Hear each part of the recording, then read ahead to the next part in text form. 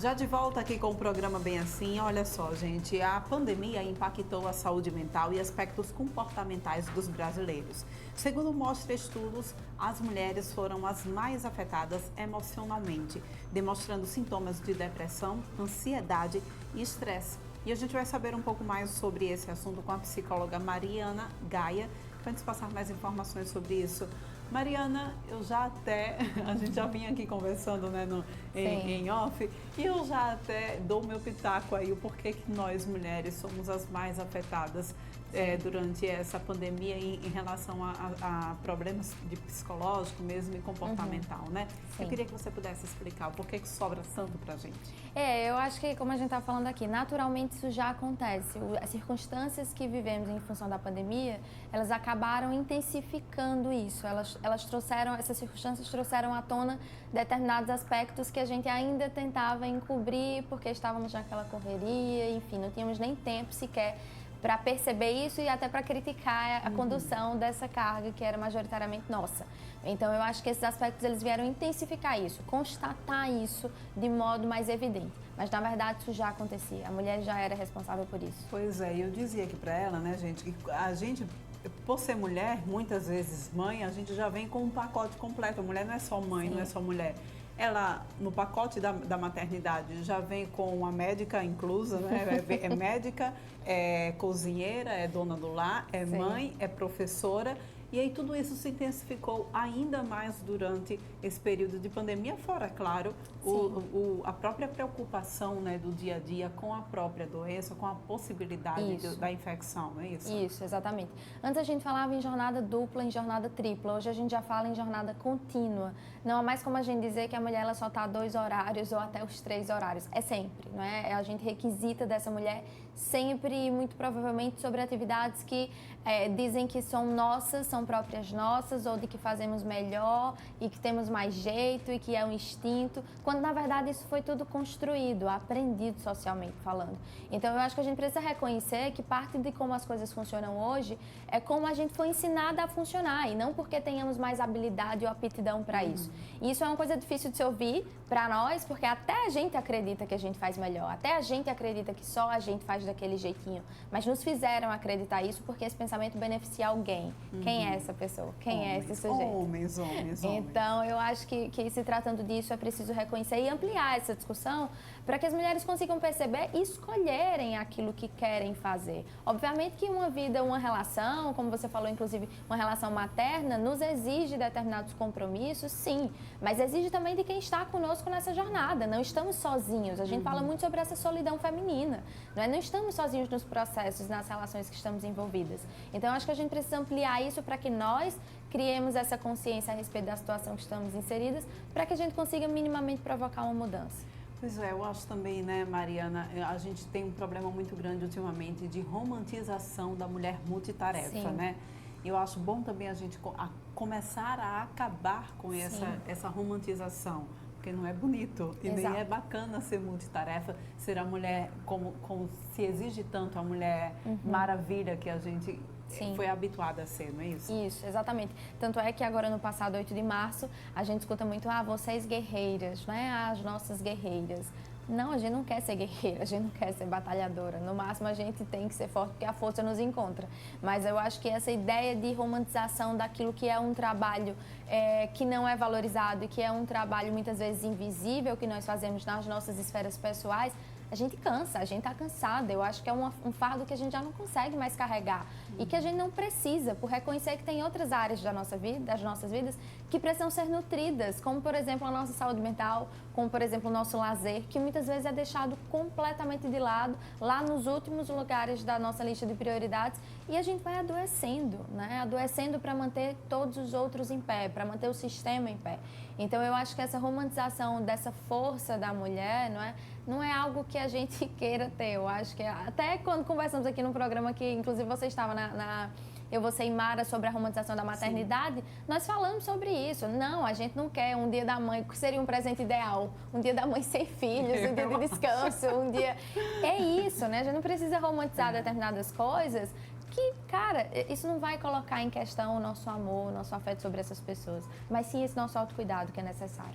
Quando que a mulher, então, é diante dessa loucura e a gente vive mais essa etapa infeliz da pandemia Sim. aqui no nosso país, né? Eu costumo dizer que é uma frustração Sim. muito grande para quem esteve levando essa situação a sério durante todo esse período, que esteve tentando seguir com todas as normas para acabar com isso, que a gente volta e de uma maneira tão forte e trágica, né, nessa pandemia, enfim. E a gente vivencia tudo isso de novo. Como que a gente faz, então, para não adoecer? Como que a gente percebe que a coisa está saindo dos eixos e que a gente precisa de ajuda, então? Sim, eu acho que reconhecer os prejuízos que esse nosso estado emocional tem nos causado é um bom indicativo para a gente buscar ajuda. É muito difícil que a gente consiga resolver tudo sozinha quando já somos muito sozinhas. Então, assim, às vezes a gente inclusive se cobra para sermos as nossas próprias terapeutas, as nossas próprias psicólogas, para conversarmos com amigas e aí às vezes uma amiga acaba reforçando já um discurso que a gente já não quer. Então, acaba se complicando um pouco mais. Eu acho que buscar ajuda para uma pessoa de fato imparcial sobre aquele contexto que você está é muito bom, porque você acaba entendendo que você não está louca, que você não está ficando maluca, que você não está, né, assim, porque às vezes a gente se cobra por perceber que estamos sendo solicitadas, requisitadas demasiado, por estarmos sobrecarregadas. A gente se cobra por se sentir cansada. Então, eu acho que é sempre interessante que essa ajuda, ela não seja negada, inclusive, para que essa rede de apoio não diga, mas para que isso? Mas por que psicólogo? Mas para que isso?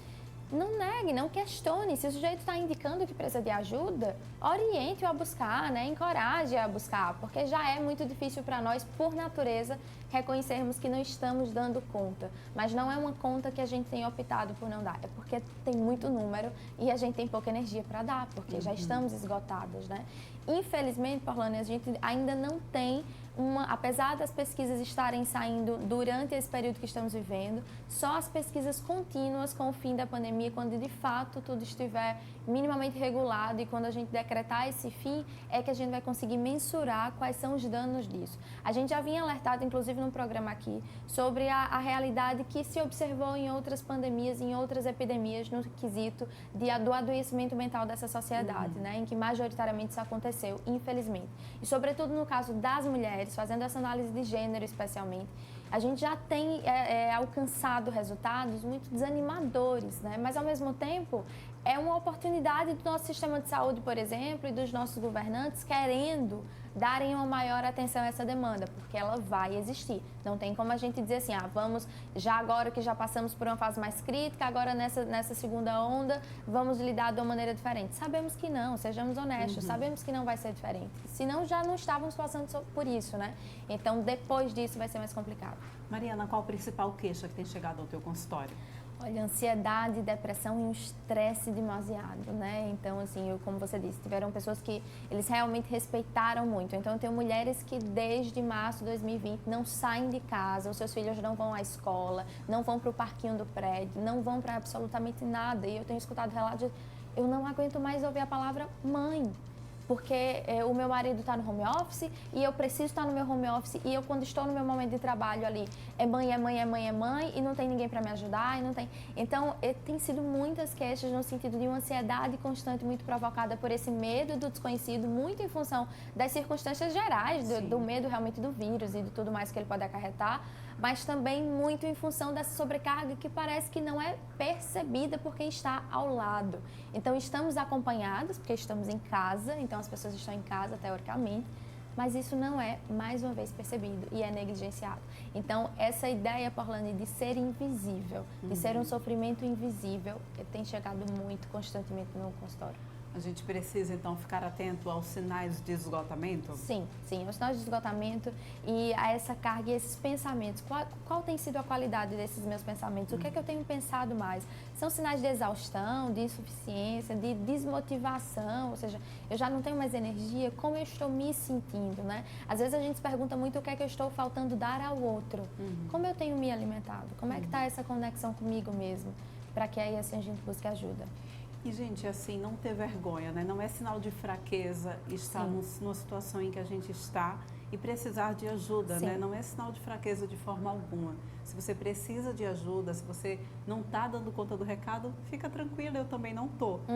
Sim. Eu também não estou. E aí a gente precisa fortalecer essa rede e mostrar que isso é normal, né? E que a gente precisa se fortalecer, se precisa de ajuda, procura o profissional, então, indicado porque a gente precisa colocar a máscara primeiro na gente para Exato. respirar antes de salvar o próximo, não é Exato, isso? exatamente. Mariana, muito obrigada pela tua participação aqui no programa Bem Assim. A gente volta a se encontrar em outra oportunidade. Sim, se Deus tá quiser. Bom? E a gente vai então encerrando o programa de hoje. Uma pena, passou rapidinho, mas a gente precisa encerrar. Amanhã tem mais programa Bem Assim, 9h30 aqui no teu canal 525 da NET Claro, tá bom? Até lá.